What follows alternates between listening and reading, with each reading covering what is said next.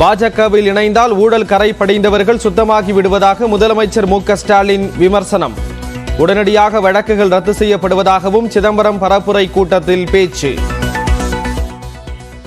அவர் ஒரு washing machine வாங்கி இருக்காரு, மேட் பை பிஜேபி. அது ஊழல் பண்ண அரசியல்வாதிகள் பிஜேபிக்குள்ள போனா திரும்ப வரும்போது ஊழல் கரையெல்லாம் போய் வழக்கெல்லாம் வாபஸ் ஆகி கிளீன் ஆயிடுவாங்க. எடப்பாடி பழனிசாமியை கதற விடுவதற்காகத்தான் அரசியலில் களமிறங்கியுள்ளார் உதயநிதி. சிதம்பரம் பரப்புரை கூட்டத்தில் முதலமைச்சர் மு க ஸ்டாலின் பேச்சு. அரசியலுக்கு வந்தா தமிழ்நாட்டில் என்ன லாபம்னு கேட்கிறாரு. திராவிடத்தோட எதிரிகளையும் திராவிடம்னா என்னன்னு தெரியாத பழனிசாமி மாதிரியான துரோகிகளையும் தினமும் இப்படி கதற விடுறாரு. அதுக்குத்தான் அவர் வந்திருக்கிறாரு.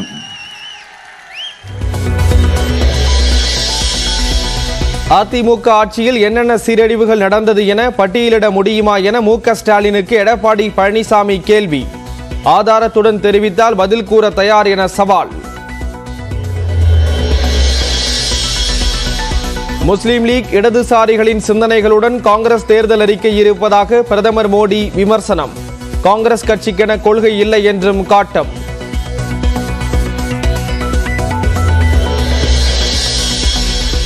தேர்தல் பத்திரங்கள் திட்டம்தான் உலகின் மிகப்பெரிய ஊழல். ஹைதராபாத் பரப்புரை கூட்டத்தில் ராகுல் காந்தி குற்றச்சாட்டு.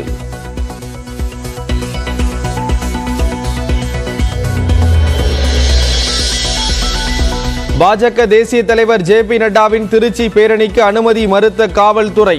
உயர்நீதிமன்ற மதுரை கிளையில் அவசர வழக்கு தொடர்ந்து அனுமதி பெற பாஜக திட்டம்.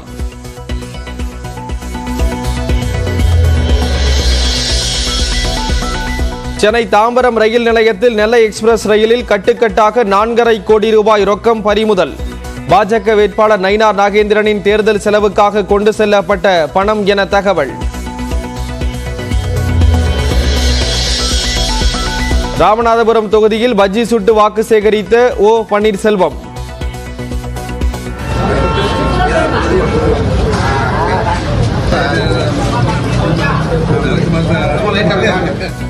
சேலத்தில் கரும்புச்சாறு பிடிந்து கொடுத்த பாமக வேட்பாளர். விராலிமலையில் அதிமுக வேட்பாளர் கும்மியாட்டம்.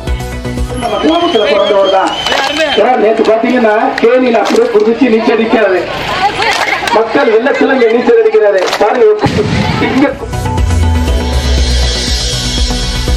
மோடி எதிர்ப்பு என்பது தனிமனித எதிர்ப்பு அல்ல, கொள்கை ரீதியான எதிர்ப்பு. நியூஸ் 18 தமிழ்நாட்டின் களம் 18 நிகழ்ச்சியில் திமுக துணை பொதுச் செயலாளர் கனிமொழி விளக்கம். ஒரு கட்சியையோ இல்லைன்னா ஒரு மனிதரையோ எதிர்ப்பதில்லை.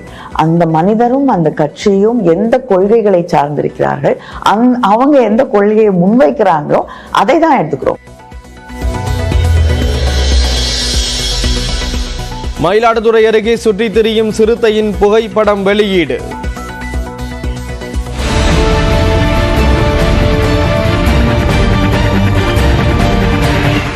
மோப்ப நாய்களை கொண்டு சிறுத்தையை தேடும் பணி தீவிரம்.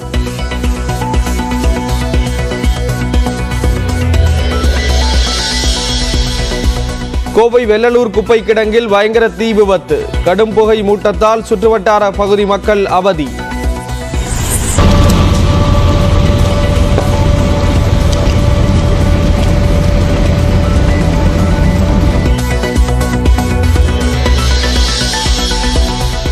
திருப்பூர் மாவட்டம் பல்லடம் அருகே PAP வாய்க்காலில் குளிக்கச் சென்ற 3 பேர் நீரில் மூழ்கி பலி.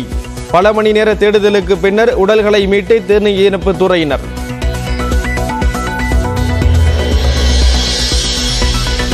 வட தமிழ்நாட்டின் உள் மாவட்டங்களில் இன்று வெப்ப அலை வீசக்கூடும் என வானிலை ஆய்வு மையம் எச்சரிக்கை. 106 டிகிரி ஃபாரன்ஹீட் வரை வெப்பம் பதிவாக கூடும் என கணிப்பு.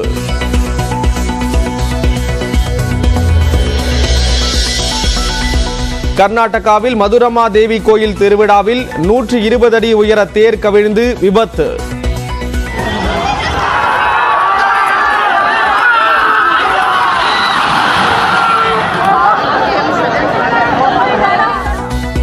அலறி அடித்து ஓடி உயிர் தப்பிய பக்தர்கள். ஐபிஎல் போட்டியில் பெங்களூரு அணியை வீழ்த்திய ராஜஸ்தான் ராயல்ஸ். ஜோஸ் பட்லரின் அதிரடி சதத்தால் தொடர்ந்து 4வது வெற்றி.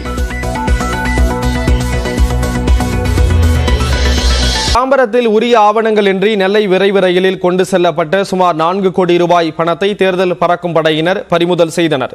சென்னையிலிருந்து நேற்றிரவு நெல்லை விரைவு ரயிலில் கட்டுக்கட்டாக பணம் கொண்டு செல்லப்படுவதாக தேர்தல் பறக்கும் படையினருக்கு ரகசிய தகவல் கிடைத்துள்ளது. அதன் அடிப்படையில் தாம்பரம் ரயில் நிலையத்தில் நெல்லை விரைவு ரயிலில் தேர்தல் பறக்கும் படையினர் சோதனை மேற்கொண்டனர். அப்போது கொளத்தூர் திருவிக நகரைச் சேர்ந்த சதீஷ், அவரது சகோதரர் நவீன் மற்றும் ஸ்ரீவைகுண்டத்தைச் சேர்ந்த பெருமாள் ஆகிய 3 பேர் கொண்டு சென்ற பைகளில் கட்டுக்கட்டாக பணம் இருந்தது கண்டுபிடிக்கப்பட்டது. இதனையடுத்து உரிய ஆவணங்கள் இன்றி கொண்டு செல்லப்பட்ட 3,99,00,000 ரூபாய் பணத்தை அதிகாரிகள் பறிமுதல் செய்தனர். மேலும் வாக்காளர்களுக்கு சட்டவிரோதமாக பணம் கொடுக்க முயன்றதாக கூறி 3 பேர் மீதும் வழக்கு பதிவு செய்யப்பட்டுள்ளது. பணம் கொண்டு செல்லப்பட்டவர்களில் ஒருவர் திருநெல்வேலி பாஜக வேட்பாளர் நயினார் நாகேந்திரனின் உறவினர் என்பதால் அவருக்காக தேர்தலில் செலவு செய்ய இப்பணம் கொண்டு செல்லப்பட்டதா என விசாரணை நடைபெறுகிறது.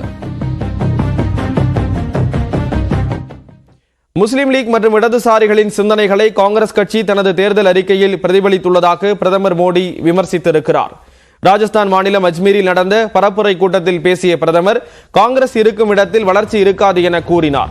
சுதந்திர போராட்ட காலத்தில் முஸ்லிம் லீக் கட்சிக்கு இருந்த சிந்தனையை தற்போது காங்கிரஸ் பிரதிபலித்துள்ளதாகவும் இந்தியாவை துண்டு துண்டாக உடைக்க முயற்சிக்கிறது என்றும் சாடியுள்ளார். இடதுசாரி சிந்தனைகளுடன் தேர்தல் அறிக்கை தயார் செய்யப்பட்டுள்ளதாகவும் காங்கிரஸ் கட்சிக்கென சொந்தமாக கொள்கை இல்லை எனவும் அவர் தெரிவித்துள்ளார். ஏழைகள் மற்றும் வறுமை கோட்டுக்கு கீழ் இருப்பவர்கள் பற்றி காங்கிரஸ் சிந்தித்தது இல்லை எனவும் அவர் குற்றம் சாட்டியிருக்கிறார்.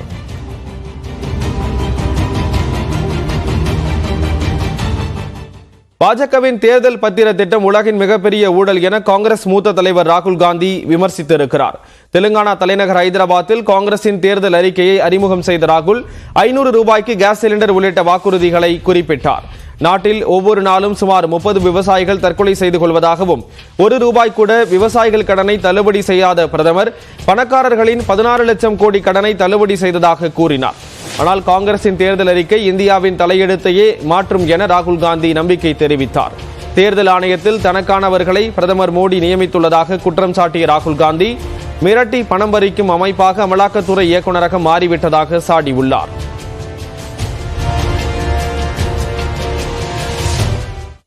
பாஜக மற்றும் பிரதமர் மோடியின் கொள்கைகளையே தான் எதிர்ப்பதாகவும் தனிப்பட்ட முறையில் அல்ல என்றும் தூத்துக்குடி தொகுதி திமுக வேட்பாளர் கனிமொழி தெரிவித்திருக்கிறார். நியூஸ் 18 தமிழ்நாடு தொலைக்காட்சியின் களம் 18 நிகழ்ச்சிக்காக ஆசிரியர் கார்த்திகை செல்வனுக்கு அவர் அளித்த பேட்டியில் 2019ஆம் ஆண்டு தமிழ்நாட்டில் பிரதமர் மோடிக்கு இருந்த எதிர்ப்பு தற்போதும் உள்ளதாக கூறியிருக்கிறார். வெள்ள நிவாரணம் எடுத்துக்கோங்க. உத்தரப்பிரதேசுக்கு கிட்டத்தட்ட ஒரு 240% மேல வெள்ள அங்க இருக்கக்கூடிய இயற்கை பேரிடர்களுக்கு மட்டுமே ஒதுக்கப்பட்டிருக்கு. தமிழ்நாடுக்கு எவ்வளவு ஒதுக்கிருக்கீங்க? பினான்ஸ் மினிஸ்டர் சொல்றாங்க மோடி எதிர்ப்பு அல்லது பிஜேபி எதிர்ப்பு அப்படிங்கிறது மட்டுமே ஒரு கொள்கையா இருக்க முடியுமா ஒரு கூட்டணிக்குன்னு நிர்மலா சீதாராமன் அவர்கள் கேள்வி. இல்லைங்க, அவங்களை எதிர்க்கிறதுக்கு ஒரு விஷயம் இல்லை. ஒரு கட்சியையோ இல்லைன்னா ஒரு மனிதரையோ எதிர்ப்பதில்லை. அந்த மனிதரும் அந்த கட்சியும் எந்த கொள்கைகளை சார்ந்திருக்கிறார்கள், அவங்க எந்த கொள்கையை முன்வைக்கிறாங்களோ அதை தான் எடுத்துக்கிறோம். தமிழ்நாட்டில் என்ன ஒரு விஷயம் முன்வைக்கிறாங்கன்னா, இங்க இருக்கக்கூடிய தலைவர்கள்லாம் சொல்றாங்க, திரு மோடி அவர்களும் சொல்றாரு 2019 மாதிரி இப்ப இல்லைங்க, எங்களுக்கு ஏற்பு வந்துருச்சு, இப்ப தென்னிந்தியால தமிழ்நாட்டில் என்ன ஏற்றுக்கொண்டு இருக்கிறார்கள்னு பிரதமர் மோடி சொல்றாரு. டாக்டர் அன்புமணி ராமதாஸ்ல இருந்து டிடிவி தினகரன் வரைக்கும் கூட்டணியில் இருக்கக்கூடிய தலைவர்களும் சொல்றாங்க 19ல இருந்த எதிர்ப்பு என்பது இப்ப இல்ல, இங்க பிஜேபிக்கான அக்செப்டன்ஸ் வந்துருச்சு அப்படின்றாங்க. இதை எப்படி பாக்குறீங்க? தமிழ்நாடு டிடிவி தினகரன் அவர்களும் அன்புமணி ராமதாஸ் அவர்களும் பிரதமர் மீது மிக கடுமையான விமர்சனங்களை வைத்தவர்கள். அவங்க வேணா இந்த தேர்தலில் 19 போல இல்லாம இந்த தேர்தலில் அவரை ஏற்றுக்கொண்டிருக்கலாம், மக்கள் ஏற்றுக்கொள்கிறது.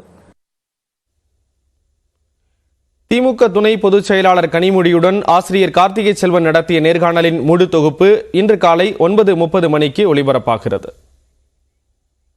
மேலும் பல்வேறு செய்திகளை பார்க்கலாம் சிறிய இடைவேளைக்கு பிறகு.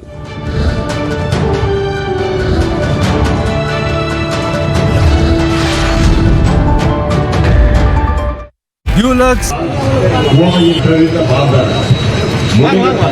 கோவை மகளிர் பாலிடெக்னிக் அருகே உள்ள செங்காடு பகுதியில் மக்களை சந்தித்த கணபதி ராஜ்குமார் துண்டு பிரசுரங்களை வழங்கி வாக்கு சேகரித்தார்.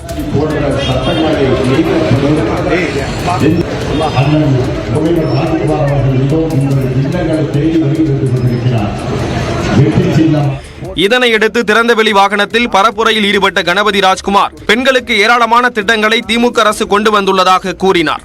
என்னை பொறுத்த வரைக்கும் நான் இந்த ஊரிலேயே பிறந்து வளர்ந்தவன். 3 முறை மாமன்ற உறுப்பினராக பணியாற்றி, மேயராக பணியாற்றி உங்களை பற்றி நன்கு அறிந்தவன். இவற்றையும் நீங்கள் புரிந்து கொள்ள வேண்டும். எதிரணியில் இருப்பவர்கள் வெளியூரிலிருந்து வருகிறார்கள். அது எப்படி இருக்கும் என்று தெரியும். வருவார்கள், போவார்கள், நீங்க தொடர்பு கொள்ள முடியாது. ஒரு போன் போட்டா நாங்கெல்லாம் இங்க ஒடியாந்துருவோம். கடந்த 10 ஆண்டுகளில் ஒரு வாக்குறுதியை கூட பாஜக நிறைவேற்றவில்லை என்றும் கணபதி ராஜ்குமார் குற்றம் சாட்டினார்.